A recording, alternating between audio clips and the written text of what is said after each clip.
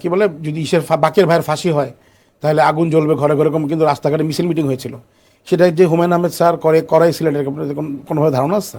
একদম মেক করা, এই যে মিছিল মিটিংটা করা এবং থানায় মামলা করা, আপনি বুঝতে পারতেছেন এইটা আমাদের কত আগে থেকে হয়ে আসতেছে, অথচ আমাদের এখনকার সিনেমা প্ল্যানিং এগুলো নাই। তাহলে আমি কেন দেখতে যাব? আপনি দেখবেন যে ইন্ডিয়ার কোনো জায়গাতে দেখা যায় যে ওদের খালিশপুরে কোনো একটা জায়গায় মামলা হয়েছে, মানুষ এগুলো খুঁজে আর কি। যত ওই যে আপনি বললেন যে সেক্সুয়ালিটি, আমার কিন্তু আপনি বাড়াই দিচ্ছেন, যে কয়জন পরিমণির কথা শুনবে, পাবদা দিয়ে শুনবে, সে আবার ওটা দেখতে যাবে, কিন্তু দেখতে গিয়ে পরে হতাশ হয়ে আসলে কিছু নাই, হাঁটুর পরে আর উঠতে পারি না। আমরা শুধু হাঁটু পর্যন্ত থাকতে পারি, উপরে উঠতে পারতেছি না। তো যাই হোক, মানে এটাই বলতে চাচ্ছিলাম যে সিনেমা মানুষকে অনেকভাবে মানে প্রভাবিত করে, জীবন থেকে না আমাকে প্রভাবিত করছে।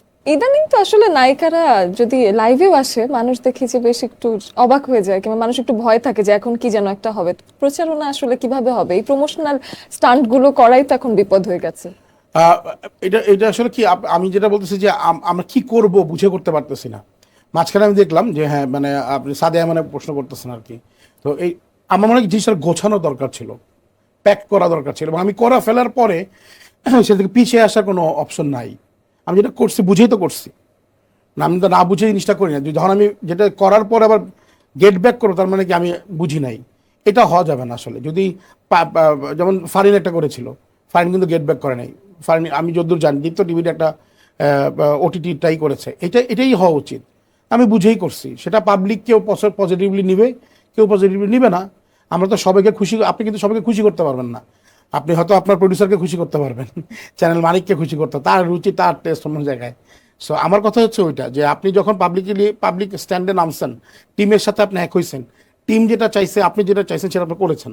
তো এখানে কেউ পছন্দ করবে, কেউ পছন্দ করবে না, আর কে পছন্দ করলো তাদের জন্য তো আমরা কাজটা করছি, আর যে পছন্দ করলো তাদেরকে করি নাই। সো এটা দরকারই নাই এটাকে নিয়ে সরি টরি বলার। অভ্যুত্থান পরবর্তী যে সময়টা, সেই সময়টায় দেখা গেছে যে কাজের আসলে একটা চ্যালেঞ্জের মধ্যে দিয়ে তো যাচ্ছিল পুরো ইন্ডাস্ট্রি। তো অভ্যুত্থান পরবর্তী সময়ে কি স্বাধীনতা ফেরত পাচ্ছেন খানিকটা, মানে কি হচ্ছে এখন?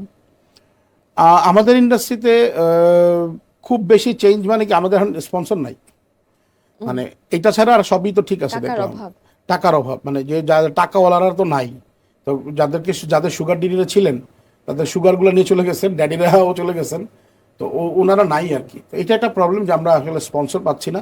কাজ তো হচ্ছে, টুকটাক করে কাজ হচ্ছে, কিন্তু কাজের আগের সেই ফ্লোটা নাই। এটা ছাড়া everything is okay and fine, nothing changed. এখন না অনেকগুলো স্পন্সর আসলে নেই, কিন্তু আমাদের শোতে কিন্তু ঠিকই যমুনা স্পন্সর হয়ে আছে এবং আমাদের কাছে টাকা আছে।